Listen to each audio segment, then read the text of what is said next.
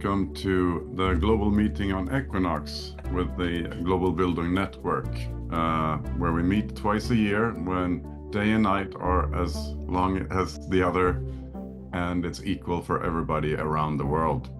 And that we celebrate by taking a tour around the world. So this is session number 4. In our tour around the world, we started off in Oceania, went over the Far East, Japan, over China, into Asia, India, and now we are midway almost in the Middle East.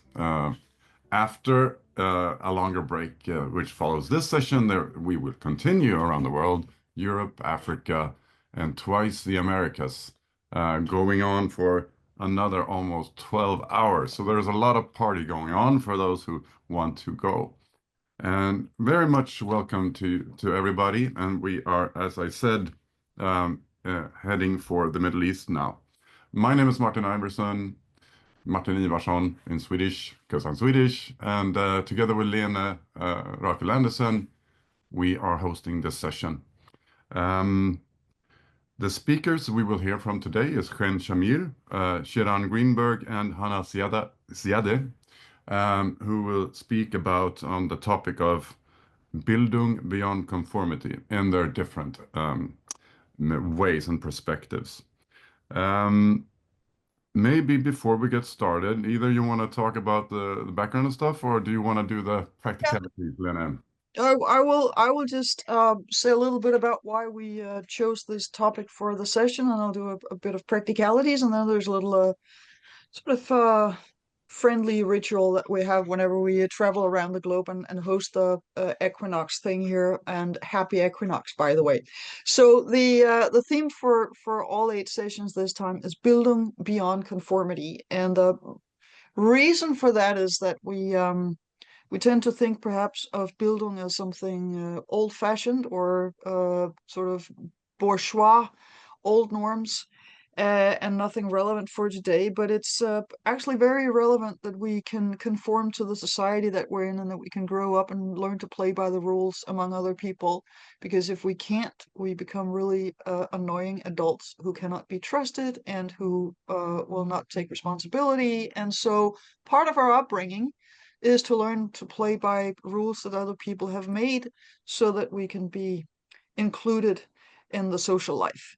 But then at some point, particularly when we become adult citizens who need to take political responsibility, whether it's in a democratic sense or whether it's at the workplace or in other social settings, we also need to evolve beyond this conformity, because we need to be able to think outside what everybody else is saying and what everybody else is thinking. And we need to be able to formulate how we feel and how we think, and to take responsibility, and also to stand up to perhaps the majority even, because sometimes the majority is wrong and it's one person who is right. And then you have to be able to formulate that and also dare speak up. And that's the beyond conformity.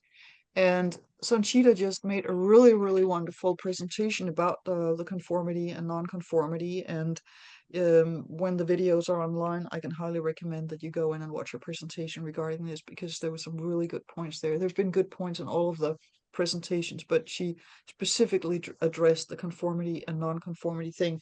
For instance, asking who gets to be a non-conformist, because that's not a privilege that everybody enjoys in all settings. So part of Bildung is that we conform, but also that we evolve beyond that conformity. So that's the reason for this topic, and we've found people around the globe who would like to talk about that, and we're very happy about that. So one of the little rituals that we have in the global meeting on Equinox is that we have participants from all over the globe, and we have a world map. And Robert will now share that link in the chat. And if you click on that link, it's a Padlet, you will get to a map of the world. Please click on it. And in the bottom right-hand corner of your screen, if you're on a computer, I don't know what it looks like on a cell phone, there's a pink dot with a plus sign in it. And then when you click on that, you can enter your position, address, perhaps even street address, but at least the town or city you're in, and it will pin you or your position on the map. Oh, And wow. then as we go through the day and travel around the globe, we will create a map of where people have participated from. So that's one of our little traditions. And it's kind of fun to have the world map afterwards and see where we have people from. A little bit of practicalities while you do that. We would like you to mute your microphone if you're not one of the speakers. And I see Rex Yeah. has not muted his microphone. I can see that on the screen. And the reason is that if you sneeze or somebody turns on the radio in the background or your dog barks or something, you will end up in the YouTube video as the speaker sneezing or with a barking dog, and you don't want to do that. So please keep your mic turned off if you're not one of the speakers, or if you're not asking a question during the Q&A, then you're of course allowed to welcome to turn on the microphone again. And with regards to Zoom etiquette, we assume and expect everybody to be polite. We do treasure freedom of speech and disagreement, but we had one participant at some time who was very rude to the speaker, and I actually ended up muting everybody and telling him to either behave or leave the Zoom room. So we do have certain standards, but since we're all Bildung people, we assume that people can contain themselves and know how to behave among strangers, and so I don't have to mute everybody and kick somebody out. So that's those are the rules. And then we have one more little thing that we would like you to do before we hear the speakers, which is that Robert has shared another link in the chat for a survey monkey. And if you click on the survey monkey, you will get to our little survey about what is the most significant thing coming out of the Middle East. And we have now done similar for Oceania, East Asia, and Asia. And now we're curious about what our friendly people here think is the most important thing or significant thing coming out of the Middle East. And This was really hard to choose. I mean, we had instant coffee and white sugar and some of the other ones, and the boomerang won over instant coffee. So I mean, these are tough choices. So I voted so for we instant will coffee. I just have to say. yeah, but once you have a boomerang, you're like out of coffee. So we will show you the result at the end of the session. So please go in and vote, and we'll see what significant stuff has come out of the Middle East, and then I would like to hand over the floor and the microphone and everything to Martin. Thank you. Yeah, so I think that was really difficult. I'm really curious as to what you guys think is the most important thing coming out of the Mideast. But that's a cliffhanger for later. So now that we have come to the Middle East, we have 2 sessions of many speeches or lectures or something that will, hopefully enlarge your mind and blow your mind on the topic of today. And we will do them in direct succession for the coming maybe 25 minutes, perhaps. And then we will have a breakout where you can where we will discuss in smaller groups. We have guests today. 2 of them are from the Academic Kibbutz. It's Chen Shamir and Shiran Greenberg. And they are, Chen is expert in community pedagogy focused on young adults. Also a member of the Urban Educators Kibbutz of the Dror Israel movement in Israel. And is one of the initiators and missionaries behind the Academic Kibbutz, which serves to give life learning framework inspired by the idea of folk high schools. We'll hear more about that in a little bit. Shiran is also co-founder of the Martin Buber Center for Dialogical Education at Beit Berel College, and a member of the Urban Educators Kibbutz of the Dror Israel movement. And he's currently one of the founders and of the first Academic Kibbutz, and serves as its academic director. And what the Academic Kibbutz is about is Israel's version of a folk high school, but serving to foster and transformative communities in the western Negev and the north parts of Israel. I'm sure you guys will get more into that. After that, we have Hana Ziadeh, who is Palestinian from Lebanon, dividing his time between Denmark and Lebanon, and a fairly well-known public intellectual in Denmark, who will be speaking about being human in the Arab communitarian context. So here we have two perspectives waiting for us, and I for one can't wait. So I will give the floor to Chen and Shiran immediately. Over to you guys.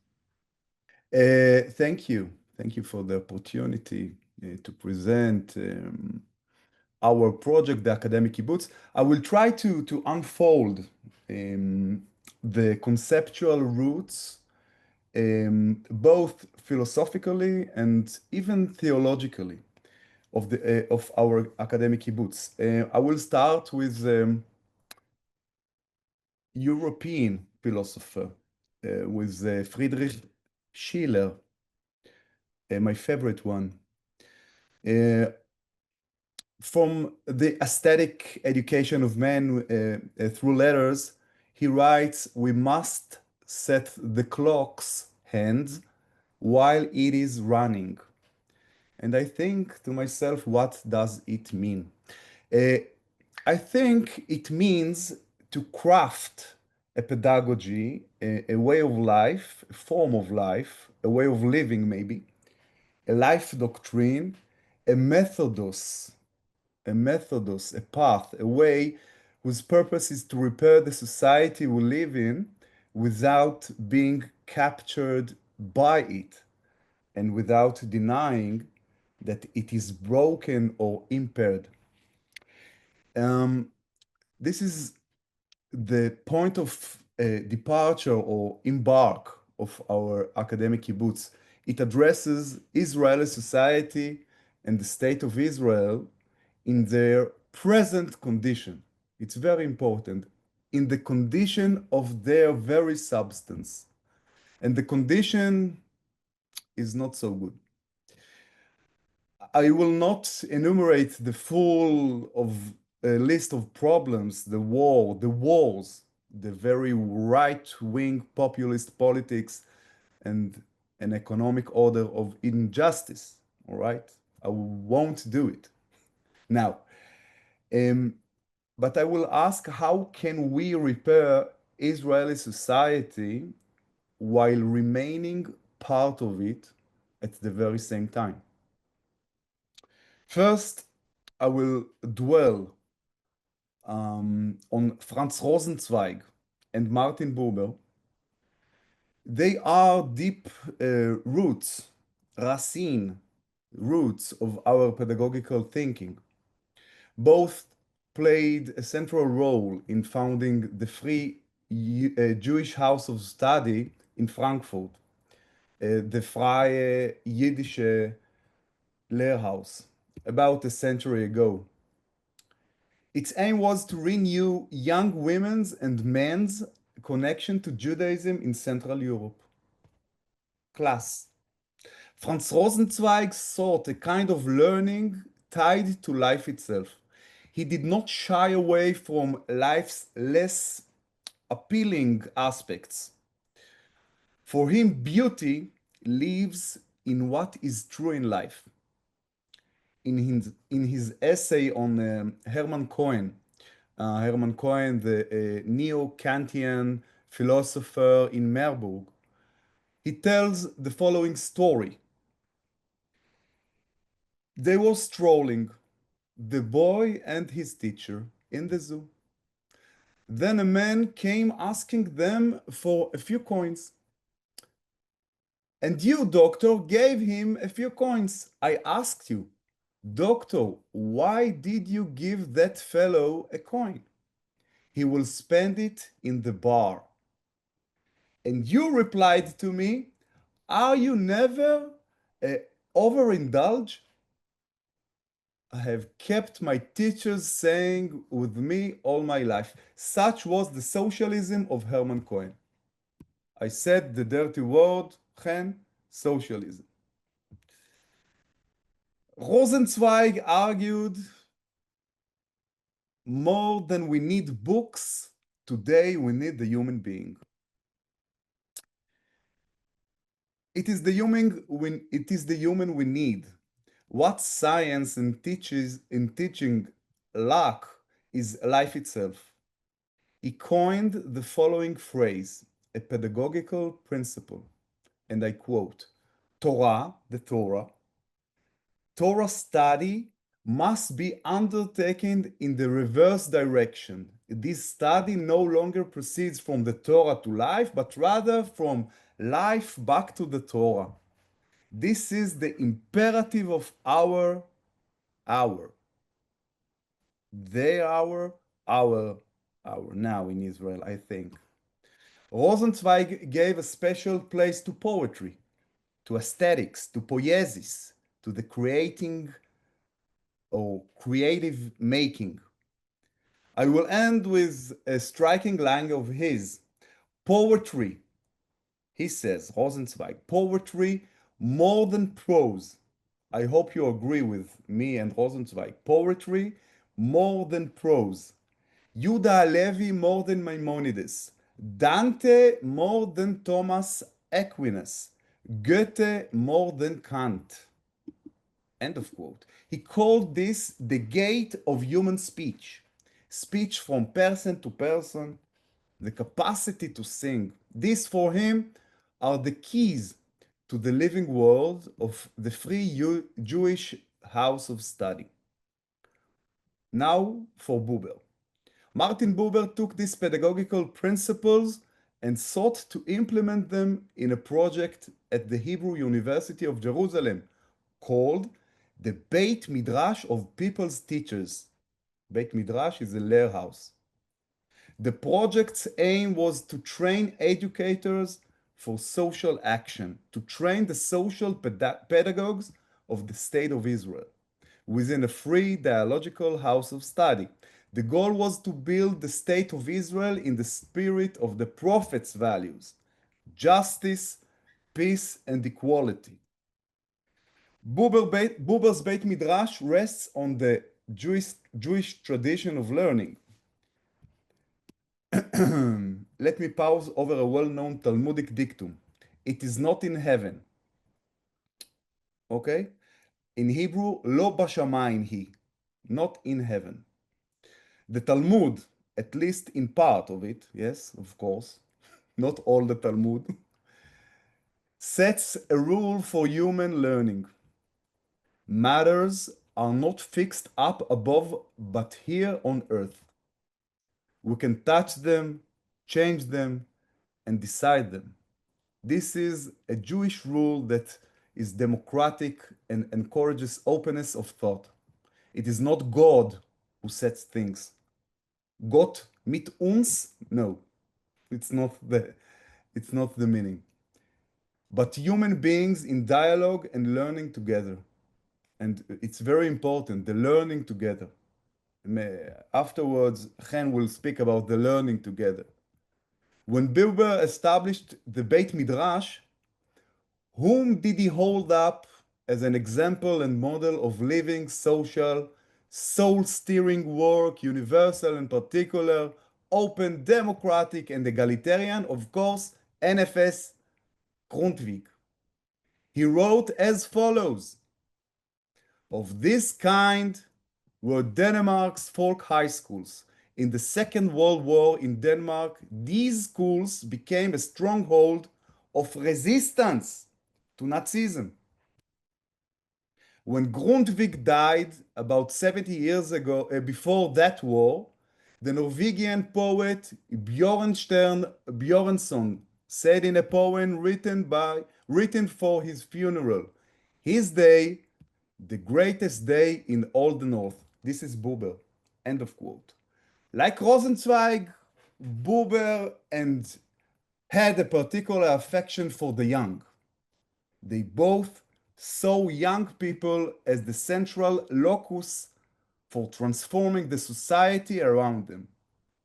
The youth, Buber said, are the eternal chance for humanity's happiness.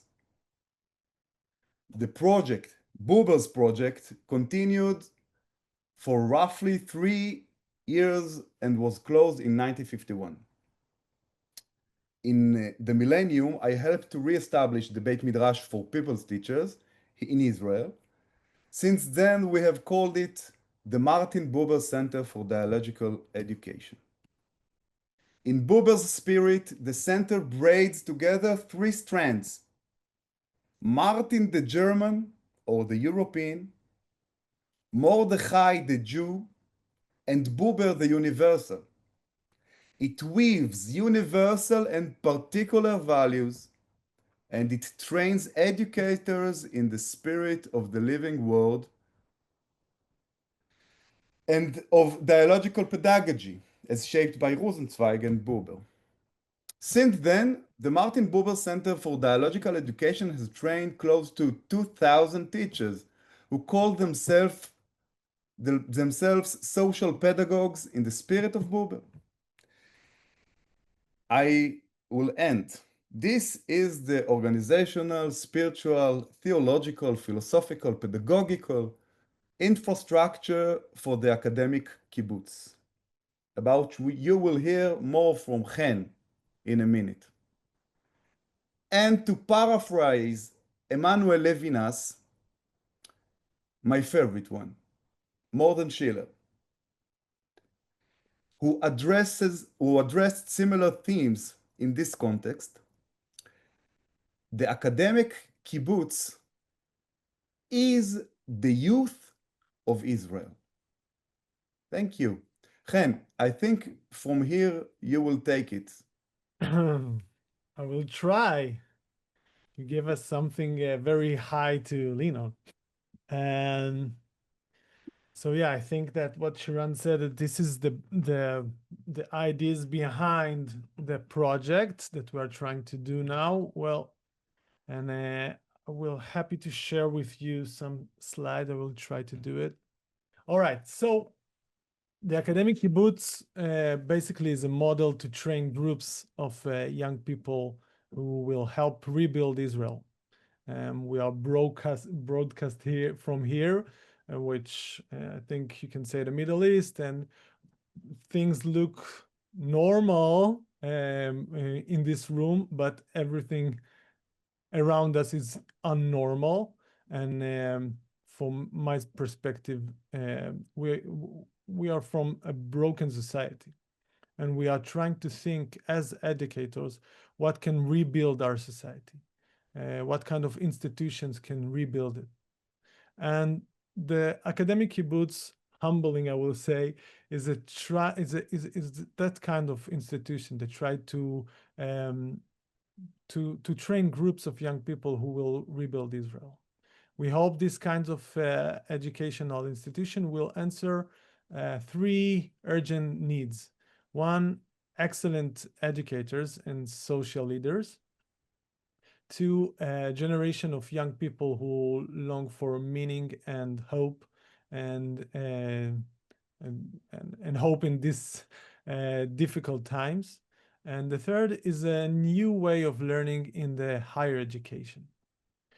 So my name is Chen Shamir, and together with Shiran, my partner, we are leading this project. And a little bit about myself. I grew up in the non-formal education, the youth movement in Israel. The youth movement in Israel are, you can say, one of the foundation of the Israeli Bildung. Okay, it's in the Jewish communities of Europe back then, organized youth groups become the basic for the establishment of the state of Israel through dialogic circles and hikes and critical thinking and community life and responsibility. This movement created something unique in the world. I grew up in such a movement, and Shiran was even my guide 20 years ago. And from there, we chose to continue a life of education and mission, living in urban educators communities, a kind of a modern commons spread across the country. And I always believe that the key for change is education. But about 12 years ago, I shifted my focus from children and teens to young adults. Out of the economic crisis back in 2011, when we thought that was trouble. I began to create learning circles for people in their 20s and the 30s. Together with friends, I started to shape a pedagogic for young adults in Israel. And now this generation stands in the heart of the current crisis, and I feel there is an urgent need for new institution to give them tools to build the future here. So that's basically what we are trying to do. And those kinds of tools are the tools of living together, thinking of your own, and being part of society, which is very much what we are trying to deal here with our topic. So the sources of this kind of pedagogy that can build the communities of rebuilders, the pedagogy leans on basic. I asked the ChatGPT to draw a picture of the basics, inspirational educators that we're trying to lean on. So there's, I asked him to draw Buber, Freire, and Grundtvig building a youth camp together. And that's what what he drew to me. So Buber brings the dialogic and the connection for the Jewish tradition. Freire brings this critical pedagogy, the thinking about why our society looks like this, and why our leadership look like this, and what our role as young people in those kinds of times. And Grundtvig bring the living world, the communities that live together. And after the first stage of the war, we realized that we have to do something. We have to take those kinds of ideas and think what we have to do now. And in a moment of clarity, we try to imagine what we want to do, and we understand that the best way to face a nightmare is to dream inside it. And so we went to the president of the Israel Leading College of Education, Professor Yuli Tamir, former Minister of Education and lifelong peace activist. And we told her about the dream to create an institution to rebuilders. She warmly supports the idea. And to learn how such a school could look like, we decided to travel to Denmark and Sweden and to see the story of the Danish Bildung with our own eyes. So that's what we do. Like 4 months ago, I think, we traveled together. You can see us with the statue of Grundtvig, and we try to think what can we learn from here.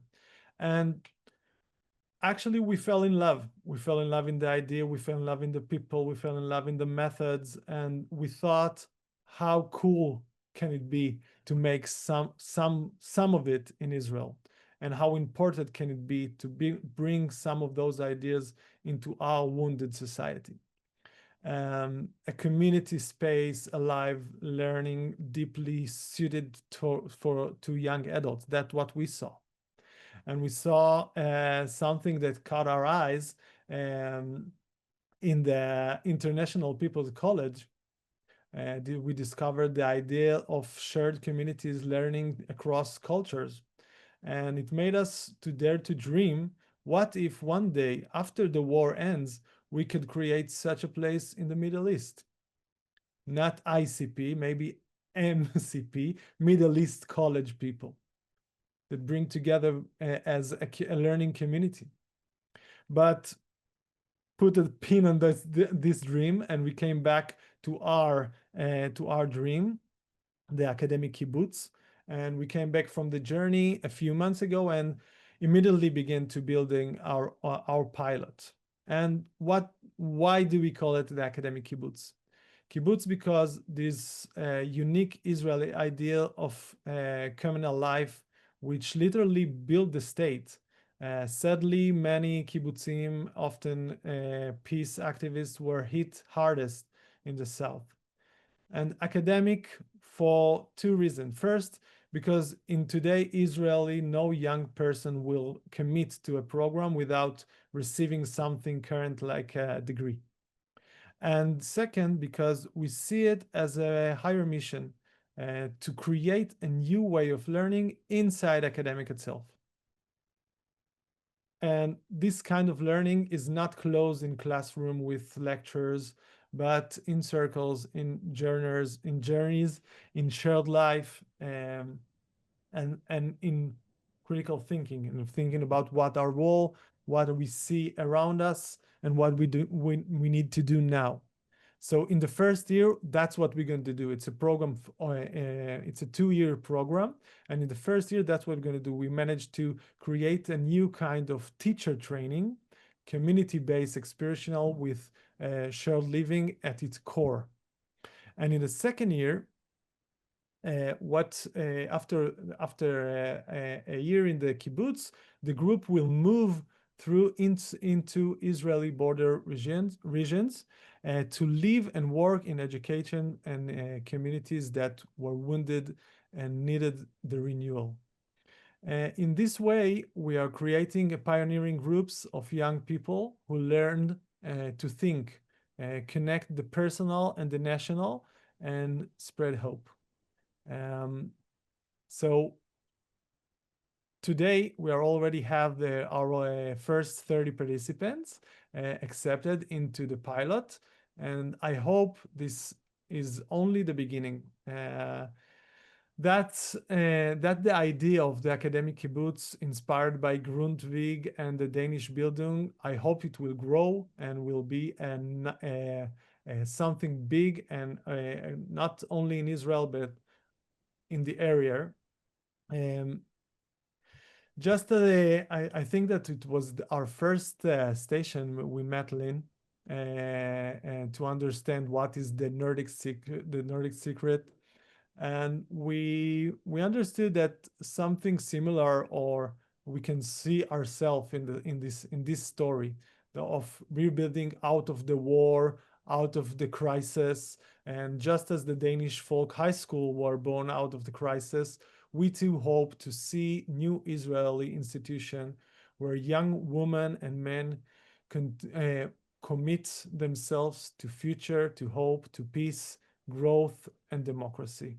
So thanks a lot for the opportunity to share our ideas, and we're inviting everyone to share their wisdom and experience with us and to connect us, and hoping that it will bring something good. Thank you. Thank you, both Shiran and Chen, for this inspiring and hope-inducing initiative. And we wish you all the best in succeeding in our endeavor to establish what will be a new institution for healing and peace. I, for one, am very inspired by what you're doing. This is what do we do when things go wrong? We build, we rebuild. So thank you very much for that. Now we're gonna head straight over to something else. Someone else. It's Hannah Ziadeh, who is, can I say, Lebanese, Palestinian, Danish, maybe, moving across many scenes. I think you're right now in Lebanon, if I'm correctly informed. Well-known public intellectual in Denmark, and I guess also in Lebanon, but maybe you can tell me more about that. Speaking about being human in the Arab communitarian context. You can please fill in more with how you want to frame. The floor is yours, Hannah. Thank you. First, thank you for the introduction, Martin, and it reflects your Swedish background, because usually if you dare to call me intellectual in Denmark, that will be the most obscene accusation you can make. But in Denmark, we are all one, and of course, no one should have any kind of intellectual pretensions. No, I am not Palestinian. I am, as the French will say, Palestinien malgré soi. I am Palestinian in spite of myself, in the sense that I'm the most Palestinian you can be. My family heads from from Jerusalem, Al-Quds, the intramuros Christian part. My father was born there. But I don't consider myself Palestinian, except when I can abuse that qualification to say something reasonable and to try to stop the wave of hate that we live all in the middle of now. So I am Lebanese, born and bred. My mother is so-called core Lebanese, and I've been in Denmark since 1986. And besides being who I am also a bearer of 2 PhDs, and I've been one of the few persons to specialize in human rights and nation building in the Middle East. I've worked for the Danish Institute for Human Rights for almost 3 decades, and I got fired because 3 Arab states complained about my activities, and I've been I am now on the blacklist in 3-4 Arab countries. And of course, among the ruling classes in Denmark, as I am quite an unpolitical and conformist. I am against, for example, against the sanctification of migration. I think migration is a huge issue. I am critical of the Islamic movement, but I am not anti-Muslim. And I call also for an awareness about the anti-Semitism that Muslim communities have been.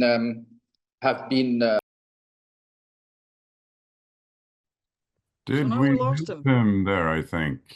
So I will try and find him somewhere. Excellent. And there he is. This is what we call in Arabic Qanun al-Maniaki, which is that I have been waiting to get my part because Lina did not give me the specific instructions since 6:30 this morning. I did not have any calls or any interruptions except when I took the word. Anyway, let's continue. My contribution to this discussion is the following. You will find in Lebanon as many good projects, or in the rest of the Arab Middle East, as many good projects as we heard from Hayim and Shirkan. And they will be working their butts off to induce small changes in the Arab landscape. My part in this, and the only experience I can give to others, I've been project managing many of these things. And one of my ambitions is actually to create a Danish Arab house here. I own a big house in Lebanon, and I'm working on it. But my only contribution will come in my fight to raise awareness about the effect of communitarism in the Arab world. I mean, many people think that if they will call themselves Syrian or Egyptian or Arab or Muslim, but very often they are being bred and fed to become almost sectarian members of smaller groups. And this tendency is always kind of presented as a singular, simple, natural form of Islam in many countries. But they have very often nothing in common except this kind of, getting engrossed in one's own small community and pretending that it has a universal, transcontinental reaches. You will talk to someone who has never left Fas, and he will call himself Arab or Moroccan or Muslim, and still thinks and behaves like part of a much smaller community, which actually very often confuses especially Western onlookers and intellectuals. And that's why very often when they try to analyze what's happening in the Arab world, they try to look through the Islam prism or Islamism and think that they can understand what's happening in the Arab world. What's happening in the Arab world is very complex, but it has these 2 major axes. On the one side, the pretension to belong to universal culture, civilization, Arabo-Muslims, and at the same time being part of a very small community. I mean, and it applies to human beings, to individuals, as well as to state and to regimes. We can see it in, for example, Syrian regime, who was part of a very small sect called the Alawites, and at the same time, during the reign of the father as well as of the son, they all had the same Ba'athist pan-Arab nationalists, that they are here to unify all Arabs, 280 million Arabs. They were the loudest speakers of pan-Arabism. And I think it's also through this prism that we can understand the very problematic relation that the Arab world has to Israel and to the Jews. And to always trying, or their failure to understand the rationale behind many actions. I'm not talking only now about Netanyahu's right-wing regime, but about all the actions and ideology behind Israel, Zionism or otherwise, because they try also to implicate a religion in it and trying to understand it. And at the same time, they see it not as an intrastate or interstate conflict, but as they try to represent themselves as this universal current springing from the Wahi, the day of the Prophet in Mecca. They say the same thing, that these are our eternal hated Jews, etc., etc. So I think it is important to understand this conflict between how Arabs represent themselves as Muslim, as a continuous presence of the Arab Islamic Ummah, and that division and utter isolation of many groups and the alienation within these groups of the individual. It is extremely rare that you can find someone who can stand outside his own group and relate to its action and criticize its action. When I was young, I wrote an essay on what is it to be Danish, danskens essence. And I used Grundtvig, and I hope my your Israeli participants can get that. He wrote something about Guds fellesskap. He defined Danishness as part of this God's community. And I called myself as a voyeur outside the Guds fellesskap, God's community. And I believe you need intellectuals to be that kind of outsiders in order to see what kind of interaction happens, what kind of relationships that are usually unseen from a certain point of view. Let me, in spite of my double academic credentials, I would like to put my experience into very factual things. The 7th of October, 2 years ago, I'm a very minor voice in the Arab world. I, of course, put my feelings on my Facebook, and I waited to find someone, a larger tenor voice in the Arab world, who would come out and say something about how horrible that massacre and that terrorist action was. You know, someone that you would hear, someone a la Chomsky in the Arab world, or a la Bernard-Henri Lévy, not because I want to compare the two persons to each other. Not one single, weighable, heard public voice was heard. Not one single intellectual dared to come out, immediately after and say this. So there was silence, utter silence. In the same way, when you hear campaigns against minorities. My latest reportage was on the Druze massacres in Syria. And of course, everybody talked about how Israel is behind everything. And again, you will find many minorities talking about minority voices from others, Kurds or Alawites or something, but you don't find a voice from the majority, that is either the Sunnis or the Shia, or someone who's talking from his position as an important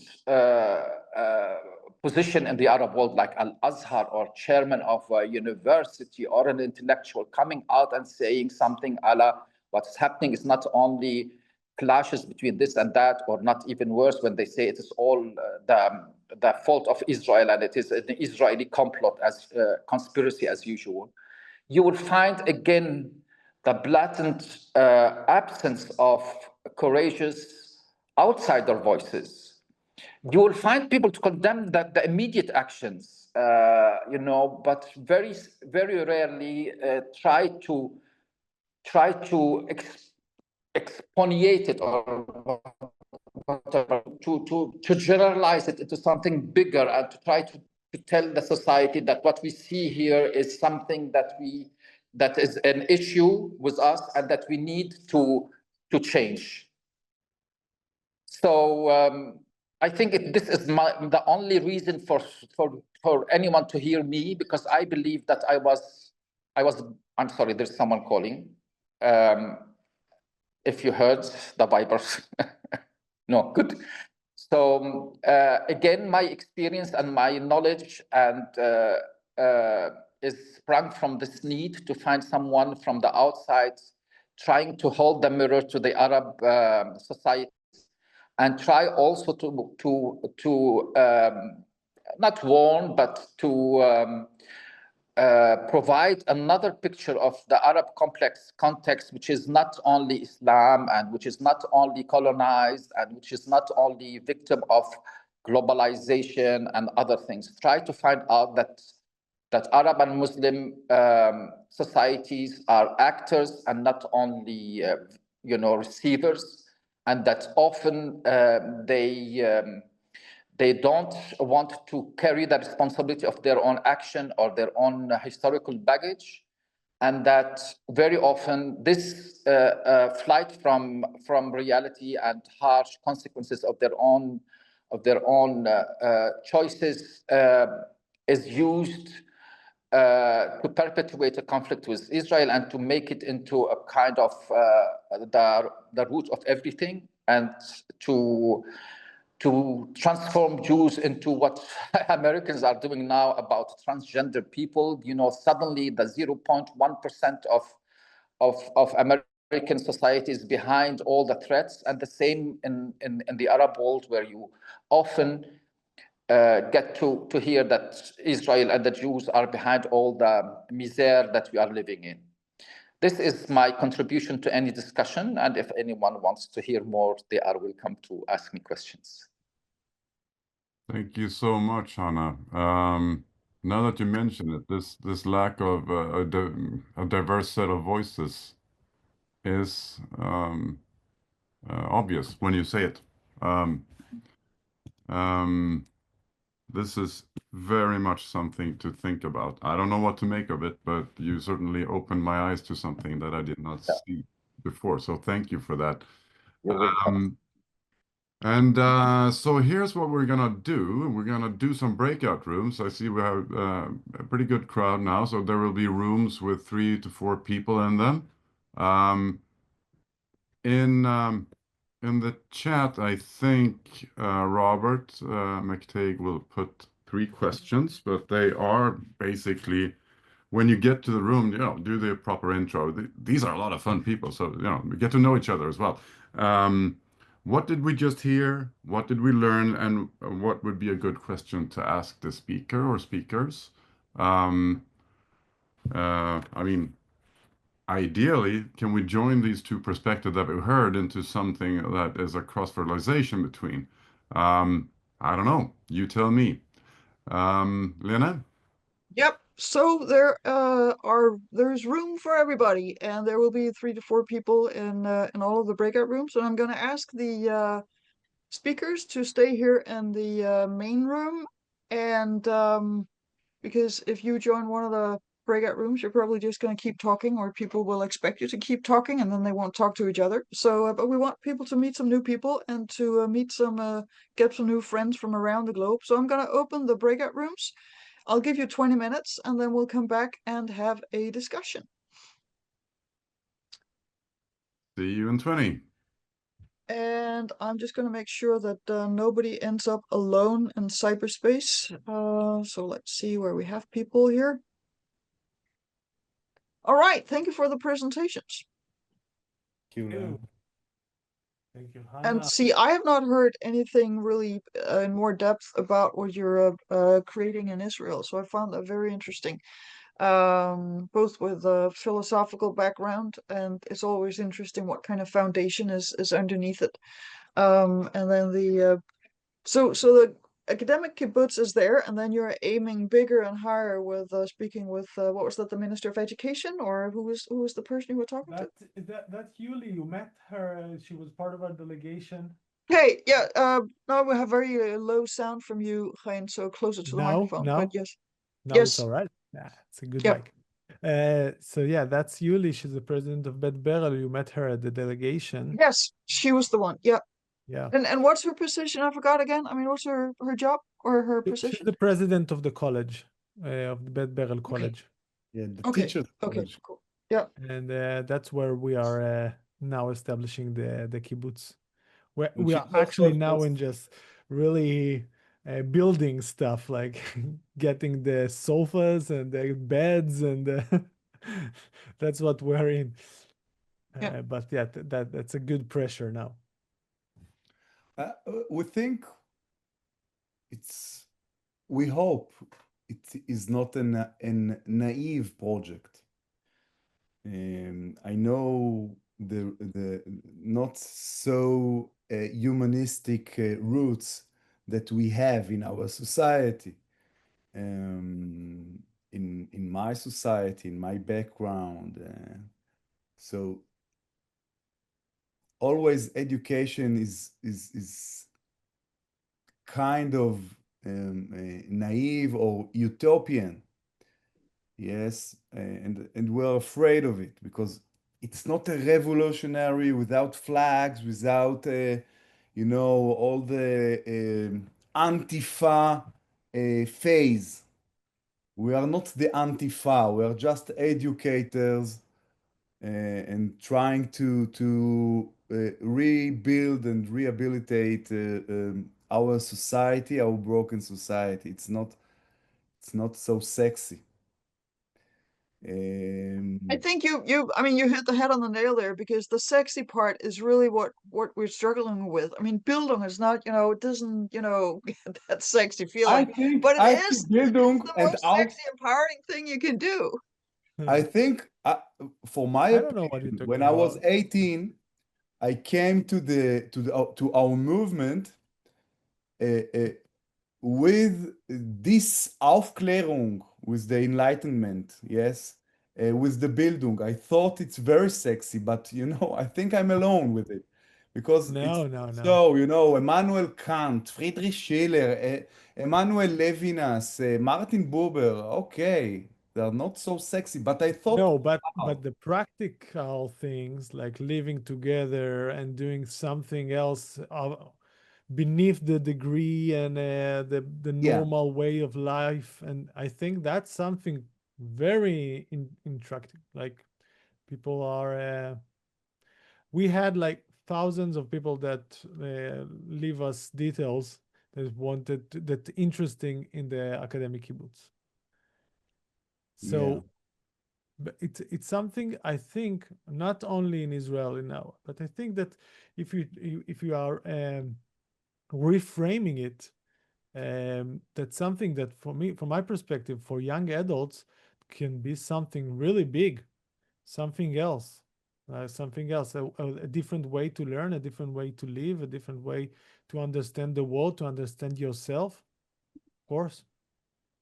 It's not old. I think that people are now, because they feel that a lot of the institutions are not relevant as the academic institution, so they are seeking for something else.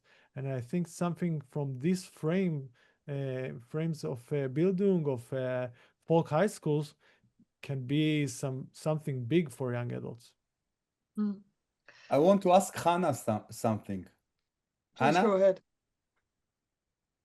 Microphone, Hannah. You're on mute. I recognize You know, this is the first time that I publicly talking to an Israeli, and I dare do Really? it because I think now Really? Hezbollah will not. No.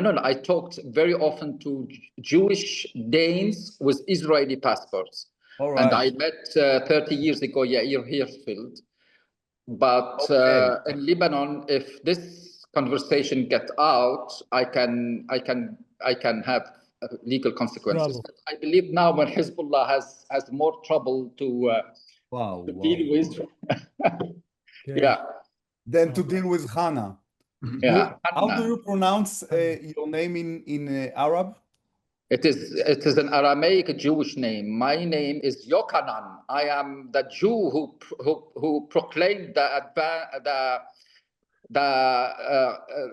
advancement of Jesus Christ, the other Jew. You know, Juha. I they are recognize all bunch of Jews. Wherever you look, you find a Jew. It's incredible. Hanna in Arabic. Hannah.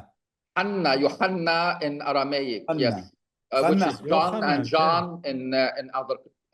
Yeah, So now you're in Lebanon? yeah. I can. I'm in Haifa, like it's 1 hour from me.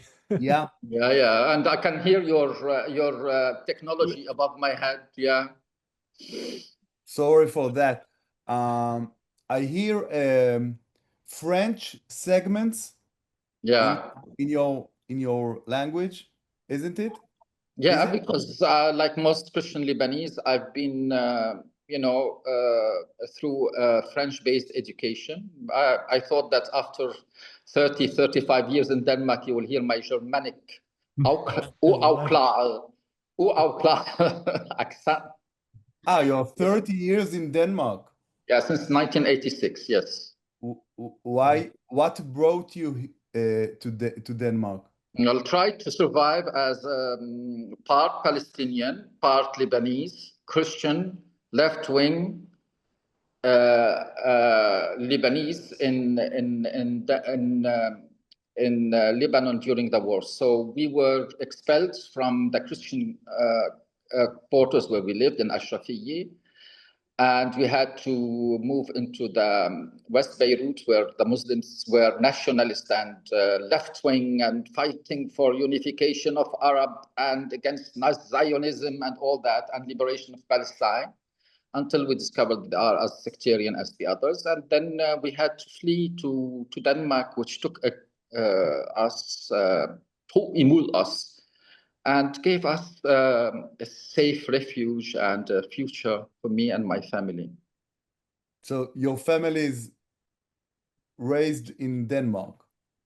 Well, my siblings were 14 and 15. No, we are Arabs. We are Arabs. My father was 15 or 16 years when he left Jerusalem, and because of his political activities, had to leave Jordan, where his family is now based, and then came to Lebanon and met my mother in the revolutionary 60s. And my mother, a Maronite, she married a Palestinian, which is unforgivable. It's like a rat marrying an elephant. And from there became the mix which make us not belonging to anything. I think this is my only force. The fact that I cannot withdraw into a shelter and call myself, I am normal. My point of view is normal, which made me see all the constructed, abnormal identities that are being presented as being the normalcy in many societies, in Denmark as well as here. I hope the same tendency should be in Israel nowadays, that you don't withdraw into this faked identity of being the eternal Jew, always surrounded by people who hate you, etc., because that will be as my brother said to me, my brother is the anti-me. He's extremely anti-Israeli, anti-Jew. And he told me when I was trying to explain to him that no, what's happening is bad, etc., he said to me, no, at least instead of becoming the only democracy in the Arab world, Israel is now as bad and cruel as any Arab regime. He declared that as being a victory to Arabs. So, Really? yes, well, what's happening? You're becoming part of your neighborhood, unfortunately. Yeah. Where I is mean, at least the your state of brother? Israel is becoming one of acting like most Arab regimes will act. That's what we are afraid of. Yeah. That we needed to survive, and we needed to be something we are not. And We hope not. we hope. I have a great hope. I believe that the Israeli society will overcome what is happening now. Once the war is over, if Benjamin Netanyahu will ever let the war end, and there will be a reaction. But Inshallah. there is very little Israel can do in relation to this accumulation of hatred and demonization, because I do believe that there has been an extreme injustice in the creation of Israel over the ruins of Arab peasants and Arab nascent society in Israel. But history is filled with unforgivable tragedies. The solution could not be from the sea to the river. This is madness.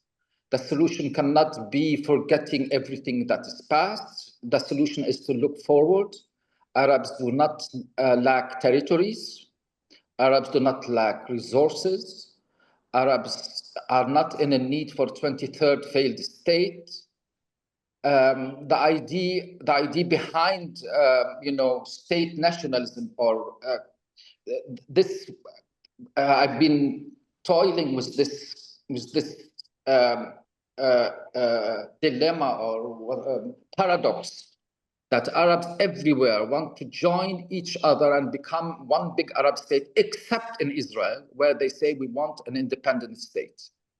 So again, and if you maybe in the 40s and 50s and 60s, some people say we are Palestinians, we're not like Jordanians or Iraqis or whatever. But now every single person you ask, he will say, and we have Pew and any other kind of statistics saying that what is most important to anyone living in any Arab Islamic country is being a Muslim. So if your core identity is Islam, and you all speak Egyptian, and you look and you eat and you behave like, Rafah is divided by a line, the Egyptian Rafah and the Palestinian Rafah, and still you think that it is so important to gain 2 or 3 or 5% of what Israel is now occupying. I mean, it's crazy. And it shows, again, it's not a question of territory. It's not a question of nationhood. It's a question of relating to modernity and the issue of the Jews getting that piece of land. Hannah, do you recognize positive forces around you? The only positive force I can see around me is the fact that the blatant, unhinged use of force by this criminal and crook called Benjamin Netanyahu is making it clear to every single reasonable person that the annihilation of the state of Israel, the defeat of the state of Israel, is not going to happen in a generation or two. This is like, I've been in the south part of Lebanon, somewhere between South Lebanon and Sinai, and I've seen how the society there is functioning, and I believe it is madness to think that all these people, all that structure that has been built, on whether it is stolen land, dispossessed, Edward Said here, Edward Said there, it doesn't matter. It's not going away. So if you want to move forward, not because you want to forget, because you want to limit your losses. You want to live. Usually when I try to argue, I'm not arguing from the set. I worked very hard on my anti-Jewish upbringing, etc. And the only thing that made me understand how stupid and bad it is when I met the Jews in Yemen, and I'm one of the few patrons, not Israel. You're not interested in that. I've read your article about the Yemens. Yeah, it's one of the. I believe it's one of the greatest crimes against international culture, a civilization that is even older than many other Jewish. Anyway, so I mean, Arabs are losing every single issue they meet because every single madman that wants to get to power, my friends, use Israel in order to achieve his very communitarian, sectarian, limited to few people's interests. So that's why I want peace. And I want peace in the sense that so that this fog of ideology and lies that has been brought to cover every single crime against Arabs more than against Jews is hindering that getting away from it. When do you come to Israel, Hannah? Oh, if you send me an invitation, you're welcome in my kibbutz.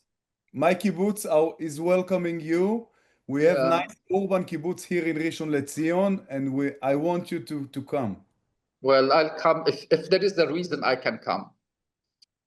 I can come. Now you have a reason. You have a friend in Rishon LeZion. Thank you very much. Really, that's very nice of you. But you see, I hate. Well, I think myself. I would love. I always thought that people would be able to think like me. I think increasingly many Arabs, Muslim, Christians, otherwise, are getting fed up with this Palestinian cause thing. I believe it's horrible what's happening in Gaza. Let's put it precisely. I think it is it's a war crime what Netanyahu and his government are doing in Gaza. I refuse to put the guilt on all Israelis and bestimmt ich, and absolutely not on every Jew. I believe what happened to the Jewish people by Arabs as well by non-Arabs gives them, to me, the credit of innocent until proven guilty, and which I don't give, for example, to Alawite or Druze or Sunnis in Iraq or whatever. But I'm not representative. Unfortunately, I'm not representative. And to use another cliche, the road is really, really long before we find Arab intellectualism that fights against this tendency, that try to warn people that the abuse of the wars against Israel and the Israeli-Arab conflict or Israeli-Palestinian conflict is extremely detrimental to the Arabs. Peace, everybody thinks that peace with Israel is for Israel's sake. It will help Israel extremely economically, etc., etc. But getting that conflict out of our life will increase the presence of accountability in the Arab world, because when you get that thing out, once I was in Cairo, I worked in all these countries, and I was sitting in a very traffic jam, and out of sarcastic mood, I said to the driver, very sweet, like most Arabs, they are sweet human beings, and I said to him, that must be Haida al Israel. I said to him, it's of course Israel's fault, and he said to me, yes. In all seriousness, it was not the fact, it was in 2007 or something like that, 6-7. It was not the fact that they have the North Korean taxi machines still working. It's not the fact that it is 11, 12 million people using a limited space, etc., etc. It was the fault of the Jews. And he could explain to me, if we were not in the war in 67, they will get you into their own paradigm of how the Jews and Israel is doing this and that. And it is being, it's being used and reused and getting into defeat after defeat doesn't make it less so, because they get more traumatized and they have more emotional depression out of it, and then they have to find someone to put the fault on. It's not We their have own. the breakout rooms coming back here. Did we lose anybody in cyberspace? I don't think so. I think we have everybody back now. Welcome back. Yes, welcome back. I do think we were a couple more people before we went for the breakout rooms, but let's Yeah, see. but the breakout rooms are empty. And see what happens when you tell people that they now have the chance to talk to complete strangers. They panic. So much for connecting people around the globe. The worst thing that could happen would be to talk to a stranger for 20 minutes in a Zoom room where you there really is no danger other than meeting somebody who disagrees with you. And people disagreed with each other, but I hope everybody had a good time. So now we're back. Yes, and I hope you had a good time in the breakouts. This is the point where you can pick the brains of our speakers. You can also, of course, so maybe the most fruitful one would typically be get these guys started by asking a question that you think is relevant for yourself and your understanding of what we've been talking about, as well as enlightening for the rest of us. If you have your own ideas, shoot as well. So the floor is open. And the first one will win a chocolate bar, right? How would you send it? Let's see. Oh, Gush is back. We can see you this time. Um,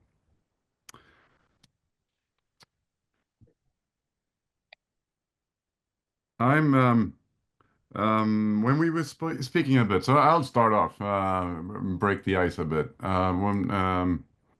When we had the breakouts, you mentioned briefly, I think, Sharon, that you hope that you're not naive in doing this project of, let's say, rebuilding people to rebuild society. Would you like to elaborate on that?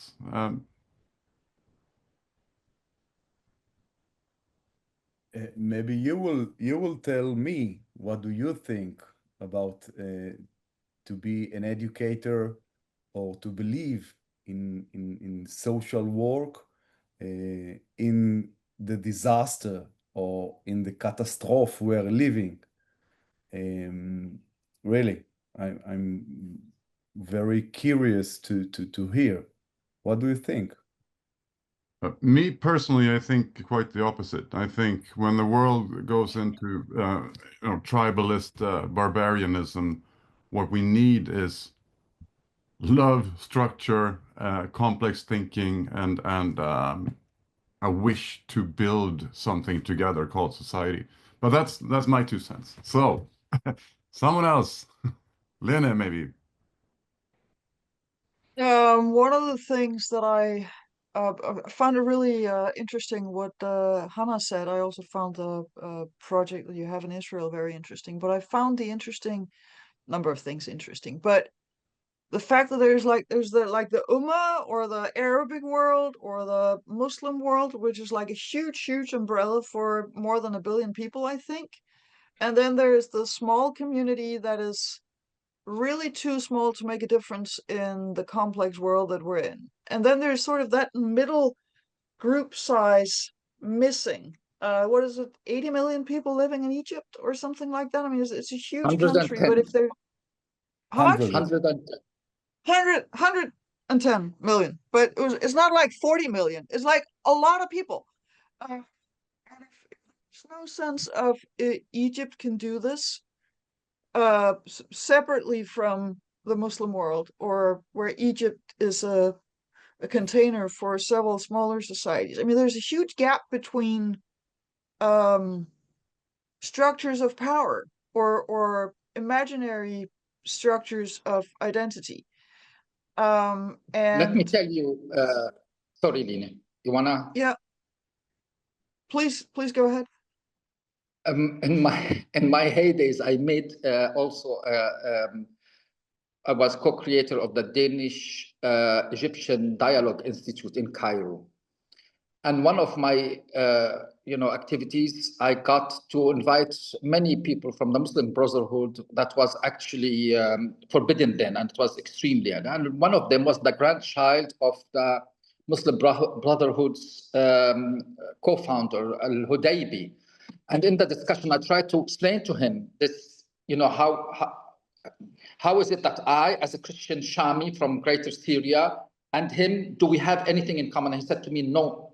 I said, do you believe that between you as an Egyptian Muslim and someone from Indonesia, a Muslim, is there a greater fellowship, a greater Bildung identity than between you and me? I said, community. And he said, yes. He's a clever, shaven, fluent in English. This is what other people call false identities, because absolutely it's not true. Because if he visited any Indonesian family for 2 days, he will be running out of there, not being able to eat or anything. If he is to visit me or stay at my place, it will be some small discrepancies that we have to hide the pork meat or whatever. And then I followed up by saying, how about the Copts? Then, because of the ideological machine that's ruling in Egypt, that the Copts are Egyptians. The Copts are. I said no. The Copts are part of the Egyptian nation, etc., etc. So you have so many complex contradictions that make becoming, a full member of a working community difficult. I think maybe in Israel you have that same complex of affiliations, of feeling that you are. So you're Syrian, you're eating Syrian, you have very common things between Syrians in Syria and Sunni Syrians and Druze. And then suddenly taking these immemorial identities and covering a conflict. It's not so much a conflict between the Druze concept of Islam and the Sunni concept of Islam. It's the conflict between a group who arrived to power through group management, who's trying to force its own administration and power over another group. So suddenly they are less Syrian. Suddenly, I discovered that also in Lebanon in 1976. Our neighbors were Muslims, and suddenly when the conflict comes, we exchanging hellos, etc., and suddenly we became the enemy. So it is mainly also a question about the failure of Arab states to create an intercommunal identity, in the sense that you are Syrian, and then you ask them, why am I Syrian? They say, because you are colonialized, and this chunk of the Arab Muslim land has been taken away. And at the same time, you try to tell them that this is the legitimate identity. So and then every single Arab state, from secular to non-secular, use Islam or appease Islamic establishment by trying to tell people all the time, using patriarchy. Believe me, it's patriarchy. What sells Islam mostly, if I weren't what I am, as an Arab male, I'll choose Islam any day, because it gives you so much freedom and no responsibility, so much, not freedom, privileges. And they use that Muslim identity, male identity, to co-opt the individual into the group identity that they falsify and they create and they use against other groups. I don't know if I'm making myself clear, because very important to me. It's you're very clever. Thank you. Thank you. I wanted to say something. Don't say it to other Arabs, please. I don't know if we have time, but I have a quote of Paul Celan. If you know Celan, Mm. I will quote in French, if I may. Le monde ne plus, il faut que je te porte. The world is gone, I think. The world is gone. I must carry you. Even in days of catastrophe and disasters, I must carry you. Chen, Len, Hannah, Martin, I must carry you as a human being. Even the world is gone. And it's very, very close quotation to what I'm doing. It's maybe another naive phrase, but I believe in it. Maybe, isn't there anyone out there among the 15 persons who has the curiosity to find something else? I mean, we are here. I put my jacket on, especially for the occasion. Come on. I didn't Alina, put. you had your hand up before. Just a Come on, t-shirt. they must have one question to any of the three participants. Let your voice be heard. Yeah, I had my hands up. Yeah, but it's more reflection than a question, because maybe a question as well, because I was not impressed in a way, but I felt that we are lacking of solidarity, and I felt it for a while, let's say. And when Hannah was saying that there was like a moment of silence, I can understand what you are talking about, let's say, and how we can, and this is also like connected with the question of Sharon, if it's possible to teach solidarity in a way that we can, from the horizontal part, we can go up, not from the up authoritarian goes down. And if it's, I mean, I don't know if it's possible, I don't have the answer for this question, but I feel that we can do it. And this is about Bildung. This was on the last session, I guess, that folk high schools and all of this movement, it's about I can do this. And if I can do this, you can also do this. It's also about, it's connected with what I was thinking, our experience, like in Ukraine, that if Ukraine can do this, then other countries and indigenous nations within Russia can do this. And I know also Kazakhstan now is kind of depending from, like, economically, they have deep roots, like, and deep connections with Russia, but they are all looking at the world and how it works. And if you can do it, if kibbutz can do it, then there will be another one kibbutz, and we will make a network of everything that, I mean, this is the only solution that I can see for now. Maybe we will have another time and there will come up another one solution. But this is a good start, no? Thank you. Halina? Yes, Halina, where are you from? Ukraine. Great. Now you are in Ukraine, where? Now I'm in Vienna temporarily, but I'm living in between. So I kind of know what is going on. Thank you very much. Slava Ukraine. Heroям slava. Mm. Glory to the heroes. I just made up a quote for you, Shiran. I think true change is always brought about by the naive. There's a need for a certain type of naivete for true change. So I think I brushed over your question a bit too fast before. I'm truly impressed and thankful on behalf of the world. I think that you try, and with such competence as well. So it's looking good, if you ask me. Thank you.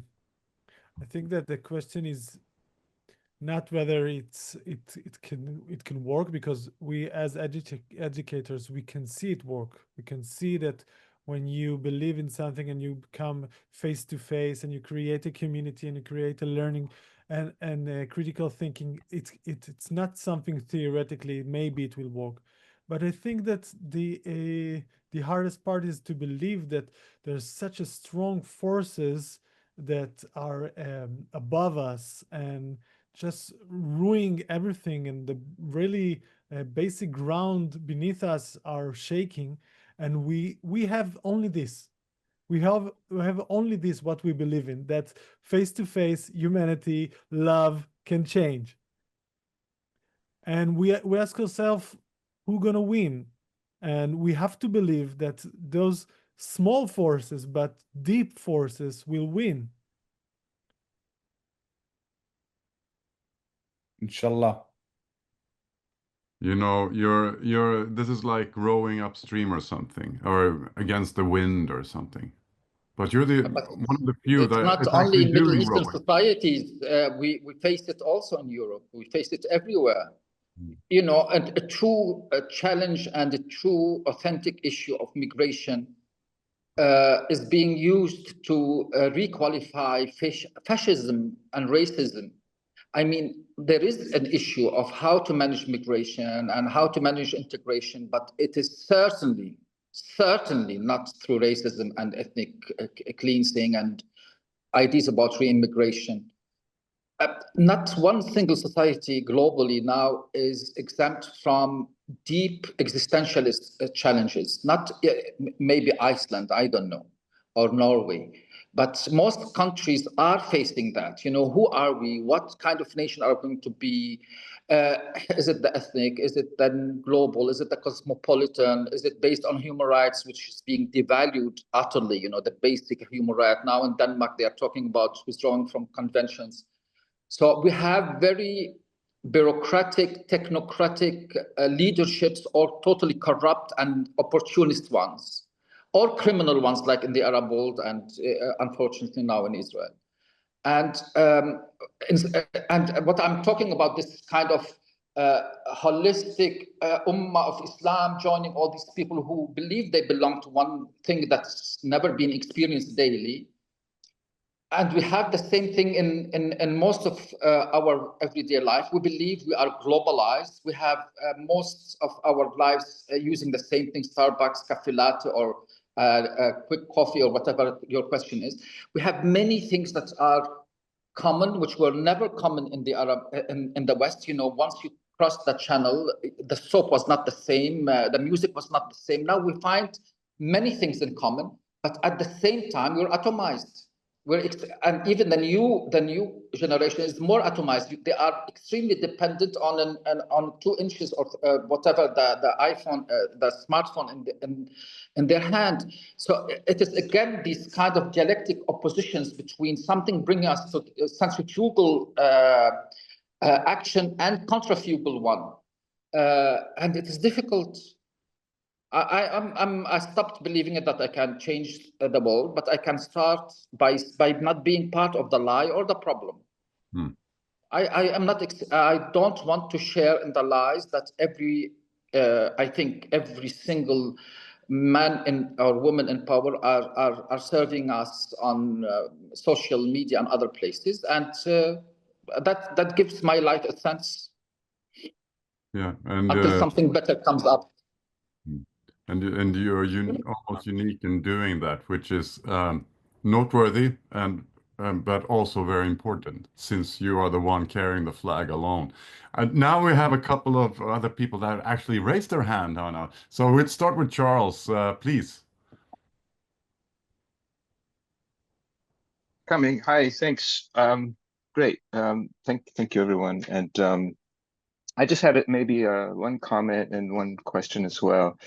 And I put a link earlier, maybe some of you saw this pedagogy, which is some friends of mine, and I was pretty involved as a project for many years, but it's an open source handbook for co-learning, but also co-making. And it's a pattern language as well. And just to kind of underscore that the patterns are basically the same, more or less, doing learning together and making or producing together. So that's especially for the Academic Kibbutz project. But it would go anywhere, and glad to make the bridge, or they're very approachable. And then Hannah, just wow, I'm so glad to discover you and your work, and just curious about your sort of channels or outlets and strategy and roadmap. I'm just want to learn more. Thanks. Thank you. We're nearing the end, but Oguz, you've been raising your hand, and please. Yes, thank you. First, I have to begin with saying that thank you so much. This meeting was very hopeful for me because I feel good about hearing those education. I'm not an educator, but shortly, I grew up with Jewish people when I was children in Turkey. We grew up together and we never had this discrimination of Jewish, whatever, the religion or ethnicity or gender or nothing, no discrimination. And in the last 20 years, we have learned that after a while, I have learned that they were different a little bit. There was a little bit difference, but I couldn't understand. And I learned that they were different. For example, they were lovely and respectful people more than the others. So when I listened to these brothers there, I felt familiar with their attitudes, with their kindness, and with their lovely approaches and respectful approaches to all of us. So this gave me hope about Israel, because I knew that there was this media is not presenting the people living in Israel. So in India, we have different things. So I'm very hopeful, and I do believe, so I can only ask a small question. I do believe that love and respect will show us the way to live in harmony. I wonder, it's very difficult it's very easy to talk from this distance, but I can imagine that it must be very difficult to live under pressure. You believe in education for a better future. I can see this. You are, as educators, you have programs and everything. Is there any chance to include different cultures in your education programs, or there are difficulties that and taking you away from doing this? Because this may also be some kind of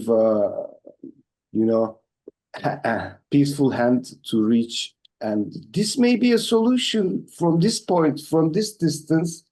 I think this may be a solution for the future of Middle East and Jerusalem also. Thank you very much. Thank you. Thank you. And so success. I'm wishing you success on your works. Thank you. Thank you. Very much. I think, yeah, as I said in my presentation, it's a dream that we will have like the International People College. We will have the Middle East People College. For now, I can say that the Israeli society is inside itself a very mixed culture. Very mixed identity, very mixed. Like my grandparents came from Egypt, from one side, and from Romania from the other side. The same as Shiran. And when I live in Haifa, 1 hour from Hana in Lebanon. And here we live Jews and Arabs and Muslims and Christians, and from such a variety of cultures, that I say that if we will manage to succeed in Israel, that's something big. That's something big that can grow over. And also, so that's what I think. And I'm not giving up for the dream to do it in the area and something.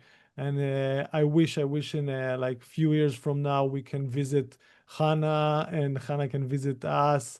And I wish, but we need to build like the foundation for this reality to take place. That's beautiful and hopeful words.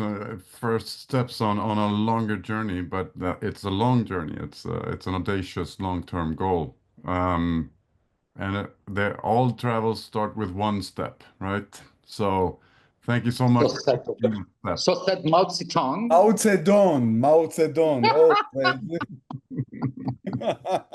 Yeah, we're doing a mashup. We are nearing the end. This is like last time. The part is getting started and then we cut it off. What is this? But here we are, Lena. You're on mute. Yes, here we are. We're nearing the end of the session, but I am going to share the map of where we're participating from. There are still more people joining, and it would be really great if let's see if we can see this. There it is. So if you have not put your place on the map, please do so that we can get all the participants in the on the global map here. So please, Robert, if you will share the link again to the global map so we can get people on the global map, and we'll have a friendly Bildung takeover of the world. But you're all waiting for the result for the survey, of course. What is the most significant thing coming out of the Middle East? And the clock and the toothbrush are not winners. Algebra and beer are not either, but they lost to the alphabet. So the alphabet is the winner. The most appreciated thing coming out of the Middle East is the alphabet, and I guess we all use it daily more than algebra, perhaps. I don't know, but that is the Bildung people have spoken. Alphabet is the winner, and we will get a beer at some point, I hope. So it's been a pleasure, and Robert, if you could please share both links, or definitely the map link in the chat. And then we will close down for 2 hours now, because somebody needs to have a break that is more than 5 minutes long. And Martin, back to you. Yeah, but there will be a longer break now, right? Before the next session. 2 hours. A 2 hour break, or 2 hours, 15 minutes. That's when you can rejoin the next party. Also, kind of reminder that the equinox is a fall, or it's something that happens in September and happens in March every year. So, in March 26th, March 21st of 2026, the 21st, that's a Saturday again. We readjusted, knowing from experience that it's a lot easier for people to attend on a Saturday, unless you're Israeli. Sorry about that. So also, this is a global movement. Lena is of course the core and spider of the web, so to speak. The rest of us that are engaged here are on a voluntary basis. If you feel that this is the right type of setting for you, and you wish and think you can contribute, which I'm sure you can, reach out to Lena. There will be an email coming, right, Lena, to all participants. Yeah, so Monday or Tuesday, perhaps, I will gather all the links that have been shared in the chat. We will not have the videos ready by Monday or Tuesday, but we will send out everything that's been shared in the chat with links and so forth. And there will also be a link to the next event, so you can go in and sign up and tell your friends about it. And then we'll follow up with more info later. So yeah, and now thank you for contributing and participating in this session from the Middle East. It's been a pleasure, and I'm really happy we could do this. Thank you very much, Martin and Len. Thank you. Thank you for the Thank you. opportunity. See you in Africa in 2 hours. All right. Take care. Bye. Bye, Hannah. Bye.